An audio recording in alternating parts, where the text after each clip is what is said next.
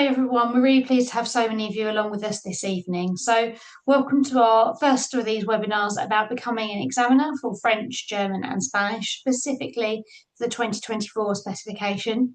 I'm really lucky to be joined by a whole range of colleagues from across our business, from those working in assessment to those working specifically with our languages qualifications. And as each of them speak, they'll introduce themselves and let you know what it is they do and how you may or may not work with them in the future. So throughout, we've got a few bits and pieces we're going to speak about today. But before I get onto our agenda, just a couple of things to note. You're more than welcome to use the webinar chat to introduce yourself, say which languages you teach, things like that. And you may want to make sure you change the to everyone rather than just hosts and panelists, because that will only come through to us. And then please use the Q&A function to ask any of your questions. So we have some that you pre-submitted, but if you have any questions as we're going, please put them in the Q&A because we can address them directly there, and then we can pick up any common questions at the end of the whole session. So a reminder, that's the chat for general chat, talking to each other, introducing yourselves, and make sure you put it to everyone, and the Q&A for your questions so we can make sure we address all of those and nothing gets missed. So if I could have the next slide, please, we will take a look at what we're going to be speaking about today. So we've done our introductions. Now we're going to look at what a Pearson Assessment Associate is, who you are, who they are, why you should consider becoming a Pearson Assessment Associate, what you can expect in the role, how to apply, and then, of course, the Q&A at the very end. That's great. I can see people using the chat now. Thank you for that. So without further ado, I will pass you over to my colleague, Rena, who's going to start us off.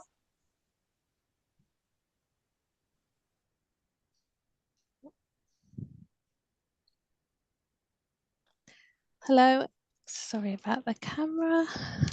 Hello, my name is Rena. I'm the head of modern foreign languages, looking after GCSE languages, including GCSE French, German, and Spanish. So I'm going to start by talking through what our Pearson Assessment Associates do. So our assessment associates are responsible for assessing our general qualifications. This includes different roles across the assessment cycle, from writing question papers to marking student work and applying the mark scheme. One of the biggest benefits teachers have told us about working as an assessment associate with us is it gives them an insight into the standards, so you gain a much clearer understanding of how marks are awarded and consistency in maintaining these. We're really committed to giving our assessment associates a positive experience. We want our assessment associates to feel supported, valued, and able to progress into more senior roles as they grow in expertise. Being assessment associate gives you first-hand insight into how exams are built as well as marked. Next slide, please.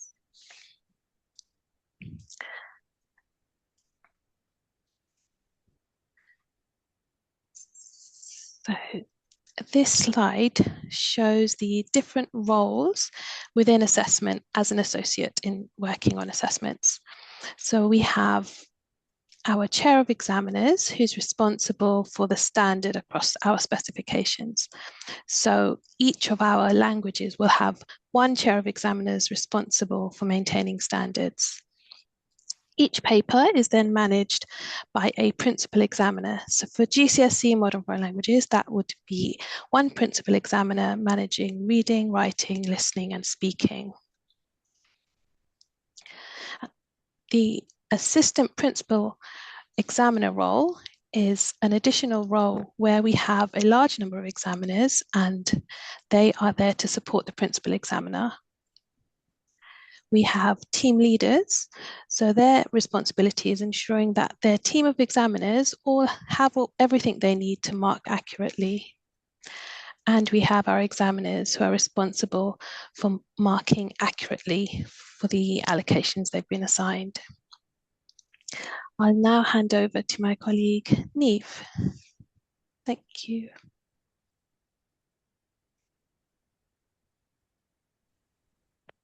Hello, I'm Neve. I'm the assessment leader for GCSE German in the UK MFL team. Outlined on the slide are some advantages of becoming a Pearson Assessment Associate.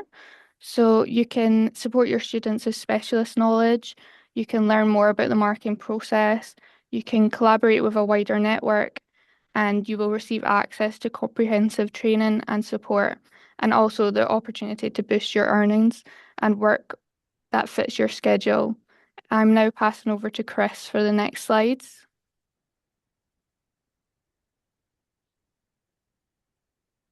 Thank you, Neve. My name is Chris, and I'm the assessment leader for Spanish. So it's my responsibility to oversee and deliver this qualification in the summer, and you'll be hearing from me if you join as a Spanish examiner. So one statistic we're really proud of is that 96% of our associates want to work with us again in the future. So that's a testament to the satisfaction that our examiners take in the role. If you join us, you will be one of almost 20,000 associates, examiners that worked in 2025, delivering over 1 million items correctly marked. This was almost 6 million papers that were examined. Finally, over 2.5 million grades were awarded to students all over the world. So if you join us, you can feel proud that you're part of this huge team which delivers this phenomenally important achievement to candidates all over the world. Next, we've got two of our chairs. We have Denise Curry, our French chair but first we have Paul Elliott, who is our chair of GCSE German. Paul has many years experience as an examiner, a principal examiner, and now our chair. And he will talk about how examiners and principal examiners are supported during the summer. Yes, hello everyone, Chair of GCSE German here. And as Chris has just said, I have many decades of experience as PE principal examiner on all four skill areas over the last few decades. So I've been asked to speak about the role of the principal examiner. I'll try and cover what that means. Very generally, the role of the principal examiner in the marking period is to ensure that everyone marking the paper marks the papers to a common standard, which is established using the printed mark schemes, and also generally to make sure that the marking is completed on time so that all the checks can be done and students gain their results at the right time. The work of the principal examiner starts just before the examiners start. It starts about 1 or 2 days after the paper has been sat, when students' work begins to appear on our electronic marking system, which we call ePen. The first thing the principal does is read through all the as many examples of each question as possible and select samples which can be used to standardize examiners. This can be quite a time-consuming process because we look for examples of work which illustrate performance throughout the range of students' abilities. That's not always as easy as it sounds because, as we know, you will know, your students don't always do what we expect them or want them to do. Before the examiners start marking, the principal examiner will have met with the chair, possibly the assistant principal examiner and any team leaders for the paper, and each of the selected responses is discussed at length and the marks are agreed. Most of the papers then are standardized using what we call online standardization, or OLS. And the examiner will receive from the principal examiner a set of samples for each question, which have been marked, and the examiners mark them, but they then see what the principal examiner and the team have awarded as marks. And they will also see the commentary so that they can understand, by looking at the mark scheme, how these marks have been arrived at. And that allows the examiners then to look at the next stage, which is the qualification sets, where they mark some samples on their own, and these are checked against the true mark that the PE has given. And assuming that they get these right, then they can proceed with their marking. If they don't, then they have to redo a set. It's quite common, and it will be, especially with the new specification, I expect that sometimes they will have to redo a new set just to double check that they're getting the marks in the right place. Examiners are then monitored throughout the examining window in various ways. The principal examiner selects as well a series of what we call validity items, which are put into the ePen system, which crop up in the examiner's marking allocation. They don't know that they're validity items, and the examiner marks them as normal, and the principal or the team leader can check and see as an ongoing process that these marks are the same as the true mark. With the receptive skills, listening and reading, we'd expect them very much to be on the dot, on the same mark. Sometimes with writing and speaking, there might be one, possibly two marks out, because there is a certain degree of subjectivity there. And if the reason for all that is that the principal examiner can then, or the team leader can discuss with the examiner what the issues were, make any adjustments, suggest that they're being too harsh, or the certain mark category is not being applied correctly, so that problems can be ironed out very, very quickly. Principal examiners mark a small allocation themselves, of course, and they will also mark any difficult responses. If as an examiner on the ePen system, you can't decide what to do with a script, with a response, because some are so maverick and so odd that you just don't know what to do, or perhaps you feel it's something you haven't been able to read or can't decipher, you can pass that on to the principal examiner, who will then mark that instead of you. And the principal examiner at the end writes a report for the chair, who to advise the chair about the sort of issues surrounding marking in advance of the awarding meetings. And ultimately, the principal examiner will write a report for centres to advise centres about issues arising from that current series. So examiners, depending on the paper that they're marking, will mark a certain number of items of each question, and will have gained a very, very detailed knowledge of the mark scheme with the principal examiner's help. If you're thinking of becoming an examiner, you can also prepare for that by checking on the Pearson website. I'm sure some of you will have done so already, to look at the wealth of exemplar material that's there, particularly for writing and speaking.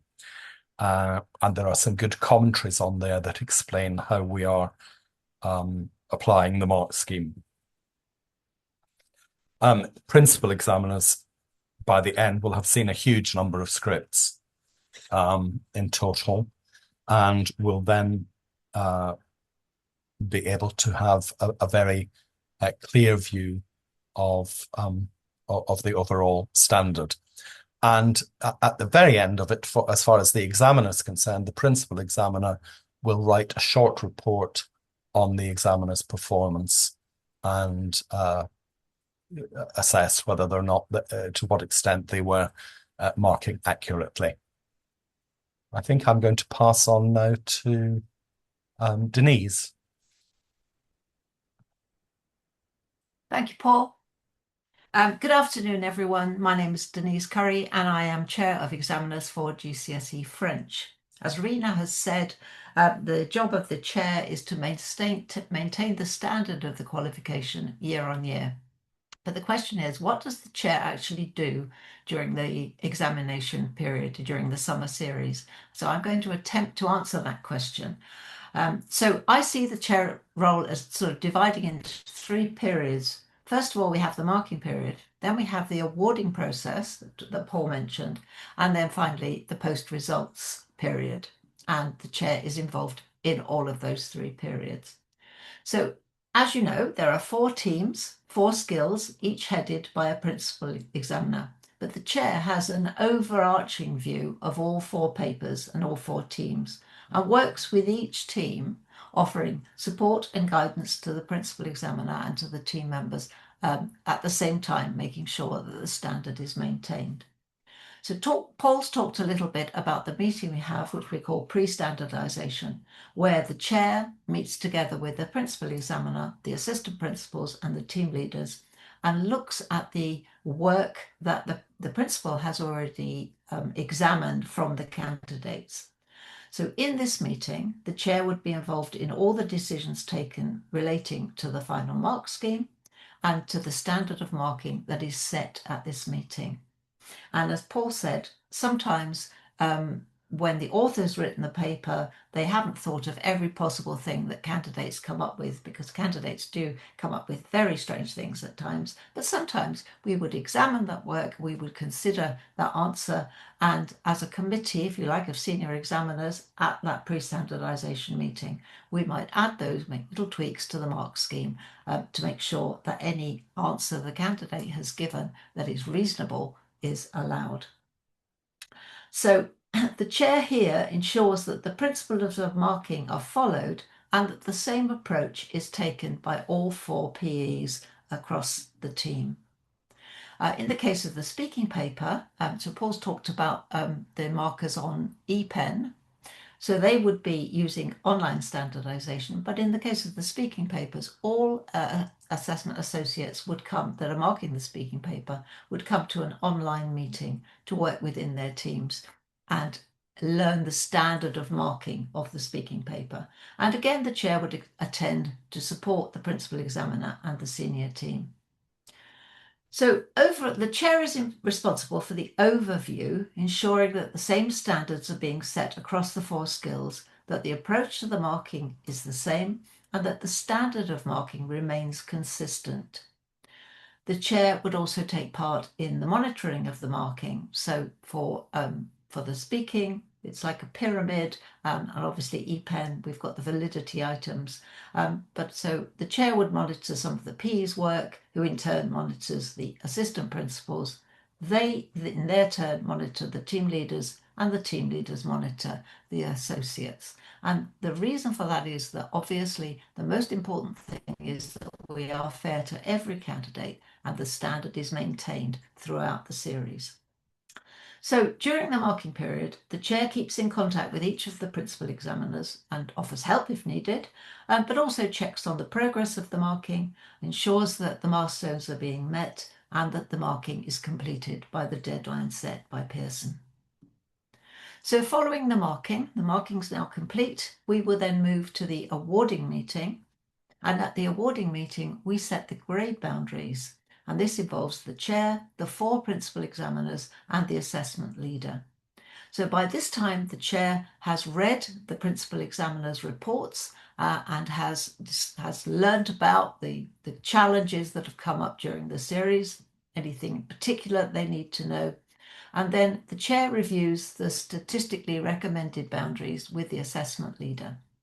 Following that, the Chair directs the principal examiners to the range of evidence that they need to examine.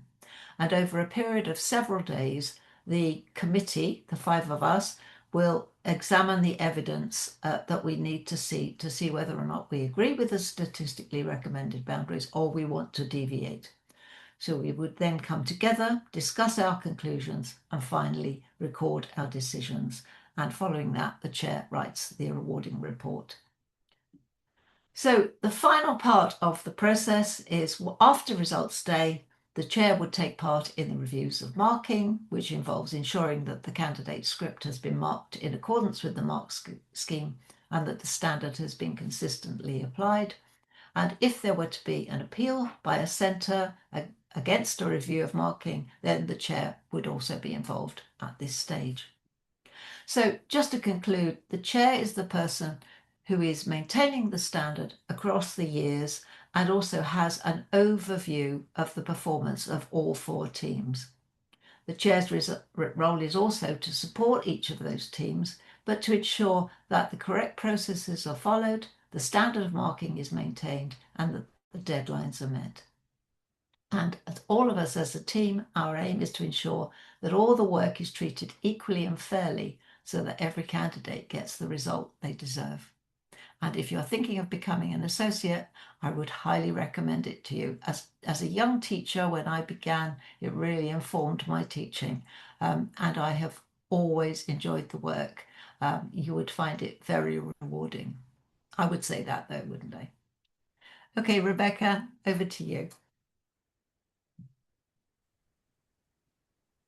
Thank you so much, Paul. Thank you so much, Denise. It was great to hear from you both, and really nice to see so many people who have joined us today.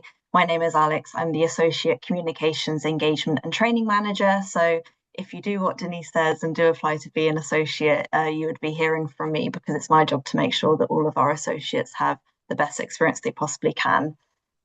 So I'd like to talk you through the support, training and development opportunities that we offer our associates. So from a support point of view, as Denise and Paul have just explained, you do get support from your team leader and our senior examiners, but as well as that, you also receive support throughout the series from our assessment team in Pearson and your dedicated assessment leader.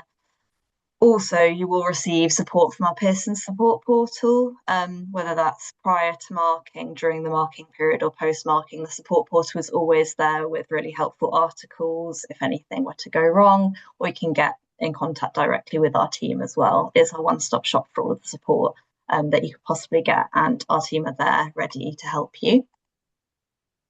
From a training point of view, we have new examiner training that is offered to all of our new associates. You would have to complete that training if you become an examiner with us. We also have standardisation training as well, and that's to make sure that the standard is kept with the marking. You will also have on-demand training available via our online training platform, Associate U. There are certain trainings that are mandatory to complete as associate to make sure that you're set up and ready to complete the work. But then on top of that, in terms of development, we have a lot of additional training materials that are available on demand that aren't mandatory, but it will help your development. And we have Credly badging that is also on offer. A Credly badge, I'll explain it more on the next slide, but it's really great for your personal development. You can have it on your LinkedIn profile, you can use it in job interviews, and it just shows that you have an extra accreditation for any additional training or development activities that you'd like to complete.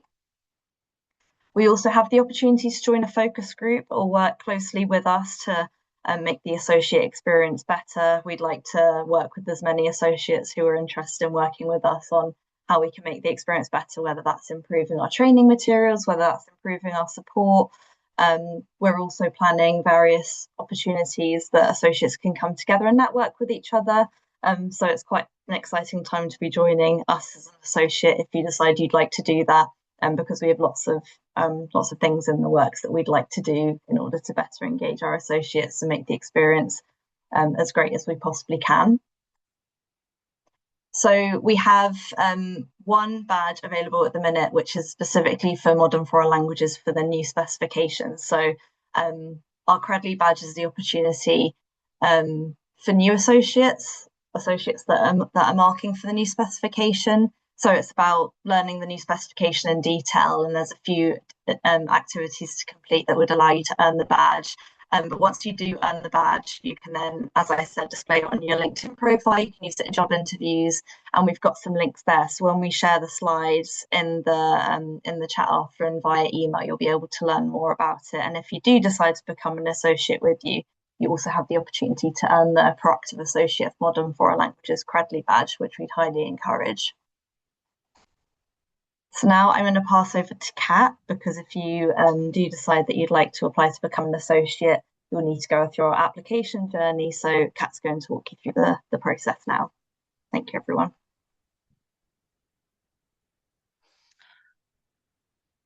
Thank you. Hi, everyone. My name is Kat, and I'm Assessment Associate Recruitment Manager. In this slide, we will cover the application journey and 5 stages of the application process. Stage 1 is the submission of your application. In this stage, you will be able to sign to your Gateway account using your personal email address, or you will have to create a new account if you haven't used this website before. Then you will be asked to complete few steps in the application process, including your personal details, qualification, teaching experience, referee details, and vacancy preference.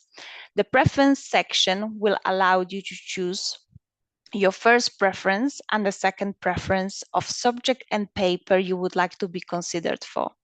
Stage 2 is the reference stage. Once your application is submitted, we will send the reference request to 2 referees you have selected in the application process using their work-based email address. Referees must know you for at least 1 year, and both referees will need to be from the school or college listed under your teaching experience. Stage 3 is the application screening process. We will check your references and make sure that your application meets the essential criteria. We will get in touch with you if we need further information before we can make a final decision. Stage 4 is the outcome of your application. If you meet the essential criteria, you will be accepted and added to the pool of examiners, and you will receive an email confirmation and onboarding letter with additional information. This doesn't guarantee you a contract, but means that you're added to the pool of examiners. And finally, stage 5 is the contracting stage. Depending on the demand and the subject or paper, contract will be issued anytime between February and May. Next slide, please. In this slide, we listed a number of essential criteria for the examiner role, and these include at least 1 year of teaching experience within the last 8 years in the relevant subject and the qualification. You will need to have a degree, and you will need to be a qualified teacher. So if you meet all of the essential criteria, we strongly encourage you to apply. All vacancies are now live, and so we strongly encourage you to apply. All vacancies are now live, and you can use a link in the presentation slide, or you can visit our website at Pearson Jobs and search for MFL vacancies. In case you have any questions related to vacancies during the application process, you can contact our help desk, who will be able to guide you through the process, or they will redirect the case to our team for additional support. Thank you so much for your time, and I pass over to Rebecca. Hi, everybody, and thanks. I'm not entirely sure that while saying everyone was going to introduce themselves, I introduced myself. So I will now. My name is Rebecca Wake. I'm the Subject Advisor for Languages. So we're first going to address some of your pre-submitted questions, any that I don't think we've covered in what we've said already today, and then any questions that are coming in. So I can see there's one that's being answered currently by Rena. When the answer appears to that, I'll let you know. And there was another question there that's been answered by Chris, so I'll come back to those in a minute. So the questions that were pre-submitted, are we too late to apply for this summer? So no, definitely not too late to apply for this summer. You can still join us for June 2026, and we're really pleased you're here tonight to hear about that. So all you need to do is go through the steps that Kat literally just explained to us, and we'll be in touch. So the other question that was asked here is, will you be able to apply for a particular skill? And yes, you will be able to share your paper preferences, and we'll take those into consideration. The more papers you're happy to consider, the easier it is, of course, for us to match you. So the next pre-submitted question was to do with the amount of papers you can mark. We think that what this person means was about how much marking you will do, as opposed to how many different papers you can mark on. So marking is allocated by item rather than by paper. So your contract states the number of items that you've been allocated and then the fee that you'll receive for the work. When would the training be? We've kind of covered training in a way, but all new examiner training is online, usually begins around March or April, and it's designed to guide you step by step so that you feel ready well before the marking starts.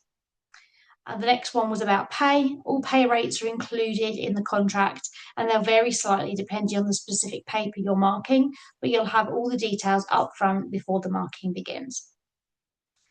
What support is there during marking? Paul and Denise covered that very well, so I don't think I need to go over that just now. And then another question was from someone who already marks for another exam board as a team leader for the speaking exam, and would this work against them when applying? The only thing to keep in mind here is your capacity, because both roles may have similar timelines. As long as you feel comfortable managing the two contracts, it won't work against you.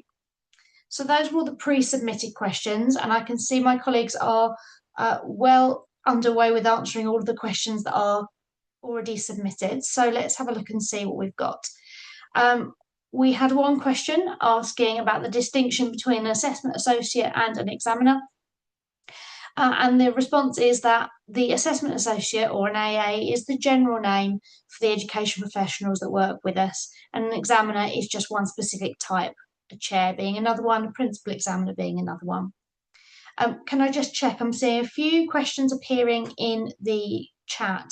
If you could ensure that those are in the Q&A, please, so we can address them, because there's a lot coming in, so we do want to make sure we cover all of those. So if you put them in the Q&A, I can see 3 questions there. Please move them over into the, if you put them in the chat, please move them into the Q&A. A question about applying for the Middle East. Yes, you can apply, that's not a problem. A question about reapplication if you've already been an examiner. So the answer to this is, if you've been contracted within the last 2 years, you don't need to reapply. But if you've not been contracted in the last 2 years, you do need to reapply. Another question is what we mean by an item. We mean one question from an exam paper. The next question was about pay. I did mention this one just now. Pay rates are detailed within the contract once you've applied for the position, because it's different depending on paper, number of items, etc. So that's something we can only put once we are contracting you for that. Let me see if there's any other questions coming in just yet. I can see there's a number of them that are open, and I'll come back to it. Again, I've just seen another question appear in the chat. If you could make sure that goes in the Q&A. We've got 10 minutes left to cover questions, so not a problem, but please do put them in the Q&A so that we can make sure we cover them, because it's quite hard to make sure they're all answered if they're all over the place. So a few repeat questions. So I won't go over those same ones again, because those are variations on a theme there. And then just seeing if there's any other questions that I can do right now. I can see colleagues typing away for some of these. If anybody wants to come off mute and answer any of these, you're more than welcome to. I would just say, to reiterate Kat's point that she made earlier, if you face any difficulties when you're applying, or I can see someone has, when they've gone onto the application form, it says that they're only eligible for international vacancies. If any of that is confusing or doesn't seem to be working, if you get in touch via the Pearson support portal, which is linked in these slides, the team will be able to walk through your application and fix that for you. So no worries about that at all. Thanks, Alex. Yeah, I think I can see that one as well. I will say we've answered that one live, because I think that covers it. Are we open for international vacancies? We think we've covered that one now as well, so we'll do that. Let's just see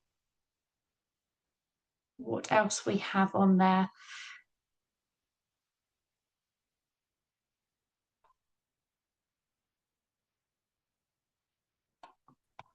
Someone's asked where they apply on the website, but will the link to that is in the slides as well. So hopefully you'll have all the links that you need. But I believe we've also included a way for people to get in touch, either via the support portal or another method. So any other questions that you have about the actual application process after this, you can contact the team on there as well. Perfect. And that reminds me, actually, if you look at the bottom of your screen where you have your tabs for the chat and the Q&A, if you click on resources, you should now be able to download the slides from there too. Let's see if there's other ones that have been answered at the second, because I think they have. There's a couple that it says someone is typing, but nothing's appeared. But so there's one here about the time commitment and the dates for marking to take place. And I think this answers a question that's been asked a lot in the chat. So I will hopefully tick off a number of questions for this one. And the response is our marking usually takes place May to June, but of course the exact dates will depend on the paper that you're marking. So I think that does tick off a few of them. There is a question that's been there since the start about examiner training being specific to the language that's taught. And I think that might have frozen. Do we have an answer to that one at all? Yeah, I think it showed as answered on mine, but I'm not sure if something funny is going on with Zoom, but you receive training specific to the language that you're examining for. Perfect, thank you. For me, it's stuck in open and it hasn't gone through. But then there's lots of other trainings on Associate U that aren't specific to your language. There's a mix of subject-specific training and then also generic training as well. There's a question here from someone about can an ECT in their second year apply? If you check our requirements that Kat went through earlier, as long as you meet those particular requirements in terms of you've been teaching for the right amount of time, etc., that's absolutely fine. So yes, we encourage people at all stages of their career to apply to examine with us, because it really is fantastic CPD for you and your students. Someone else can repeat how to access the application page. If you download my slides from the resources tab at the bottom, you'll be able to click on there. Potentially we might be able to get you a link that I can put in the chat in just a second as well. In fact, I can probably do that right now. Here in the chat, there is your link to the page that will take you through to what you need. That's in the chat. So I'll go back through to see what else has come through. And if there's anything else we can address. If anybody spots any key ones that we've not covered, please shout.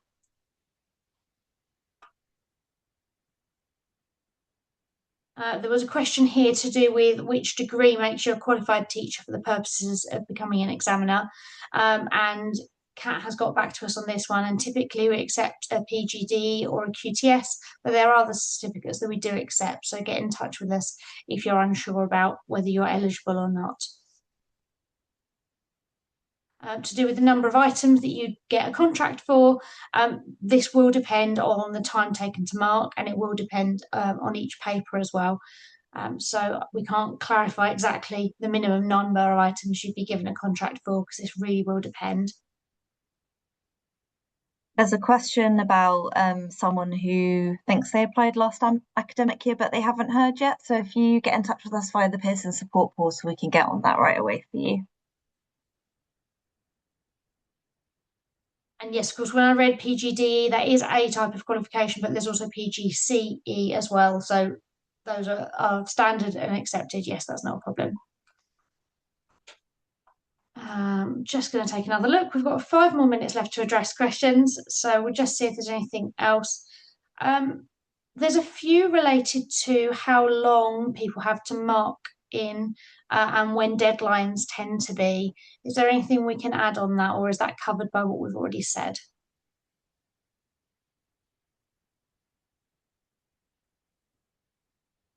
I can see another one about says you're registered for international roles. Alex covered this earlier, but use your personal email address, not your school one. Your school one is already registered for Edexcel Online and therefore may confuse the system. Use your personal address and it shouldn't give you that problem with international roles. And the other benefit of that is if you were to move schools, we don't lose contact with you. So that's actually really important.